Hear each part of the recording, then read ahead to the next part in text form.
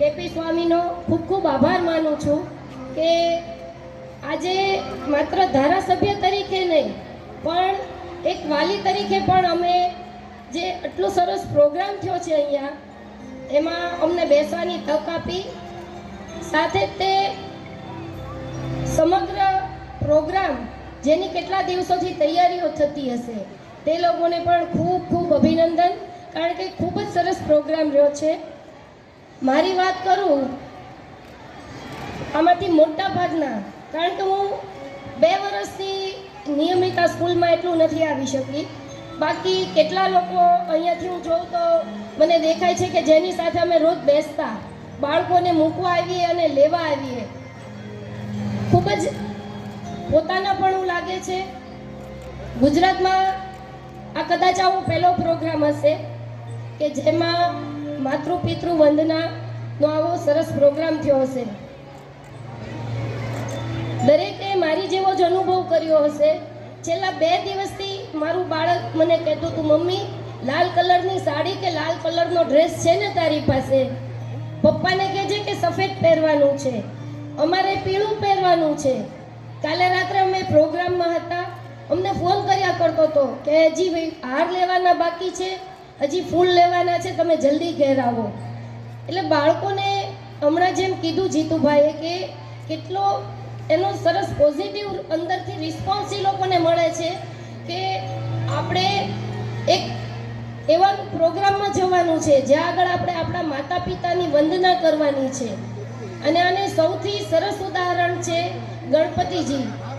જ્યારે શંકરજી અને પાર્વતીજીએ પોતાના બંને બાળકોને કીધેલું, કાર્તિકેય અને ગણપતિને, કે તમે આખા વિશ્વની પ્રદક્ષિણા કરીને આવો, ત્યારે ગણપતિજીએ માત્ર પોતાના માતા પિતા જ્યાં બેઠા હતા એની પ્રદક્ષિણા કરી.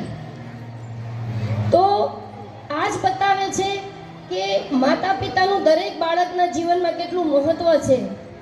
અહીંયા બાળકો તો હજી ઘણા તો બહુ જ નાના છે, પણ એમના માતા પિતાને પણ એટલું જરૂરથી કહેવું છે કે જો તમે પણ તમારા ઘરમાં તમારા માતા પિતા હોય તો બાળકો દેખતા એમની સાથે વાતો કરો, એમની સાથે બેસો, થોડો સમય આપો, એમના ખબર અંતર પૂછો.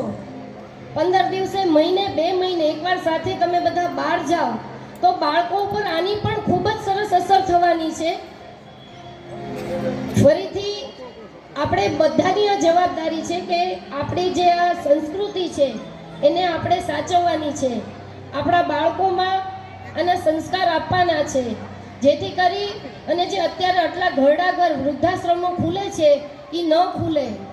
એ આપણા દરેકની જવાબદારી છે કે આપણે આપણા બાળકોને આ સંસ્કાર આપીએ કે માતા પિતા છે એનું ઋણ આપણે કોઈ દિવસ ચૂકવી શકવાના નથી. હમણાં જ જીતુભાઈ કીધું કે તમે ગમે એ જીવનમાં મેળવી લેશો પણ માતા પિતાનું ઋણ તમે કોઈ દિવસ નહીં ચૂકવી શકો. તો ફરીથી આટલા સરસ પ્રોગ્રામમાં બોલાવ્યા એ બદલ હું ગુરુકુળ અને કેપી સ્વામીનો ખૂબ ખૂબ આભાર માનું છું કે અમારા બાળકો સાથે અમને આ પ્રોગ્રામમાં બેસવાની તક આપી, બાળકો દ્વારા અમારું પૂજન થયું, એ બદલ એમનો ખૂબ ખૂબ આભાર. ભારત માતા કી જય. જય જય ગરવી ગુજરાત. ખાસ કરીને આજના સમયની અંદર માતૃદેવો ભવ પિતૃદેવો ભવનો એક સંદેશ પહોંચાડવો હતો. અને ઘણા ઘર આપણે એવા જોઈએ છીએ કે ખાલી સિંગલ ફેમિલી જ રહેતા હોય છે. તો અમારો આશય એવો છે કે 4 પેઢી એક જ ઘરમાં રહેતી હોય, દાદા દાદી અને નાના નાની પણ એક જ સાથે ઘરે રહેતા હોય અને બાળકોને સ્વર્ગ જેવું વાતાવરણ મળે, એ અમારો આશય છે. ખાસ કરીને બાળકો જ એના માતા પિતાને ભગવાન ગણે એવું નહીં, અમારા વાલીઓ પણ એમના માતા પિતાને ભગવાન ગણી અને બાળકોને દાદા દાદી કે નાના નાનીનું ઘરે એક આશરો મળે, એ અમારો આશય છે. ખાસ કરી અને વૃદ્ધાશ્રમોની સંખ્યા ઘટાડવાનો આ અમારો નમ્ર પ્રયાસ છે.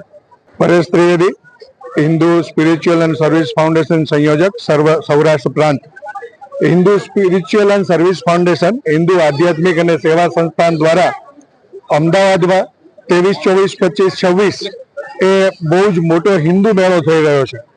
અનેક હિન્દુ સંસ્થાઓ અને વ્યક્તિઓ એ ખૂબ મોટું સેવા કાર્ય કરી રહ્યા છે. એના કાર્યનું પ્રદર્શિત થાય એટલા માટે અમદાવાદ GMDC ગ્રાઉન્ડ ઉપર આ મેળો થઈ રહ્યો છે. બહુ જ મોટો મેળો થવાનો છે. એમાં 5-6 લાખ લોકો સહભાગી થવાના છે. એની પ્રી ફેર એક્ટિવિટી સંદર્ભે આજે અહીંયા ગુરુકુળમાં માતૃપિતૃ વંદન કાર્યક્રમ થયો. એવી રીતે બીજી સ્કૂલોમાં પણ થશે.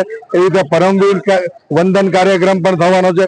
15 જાન્યુઆરી સુધીમાં દરેક જિલ્લા કક્ષાએ આવા મોટા મોટા કાર્યક્રમો થશે અને સમાજમાં એક જાગૃતિ લાવવા પ્રયત્ન થશે.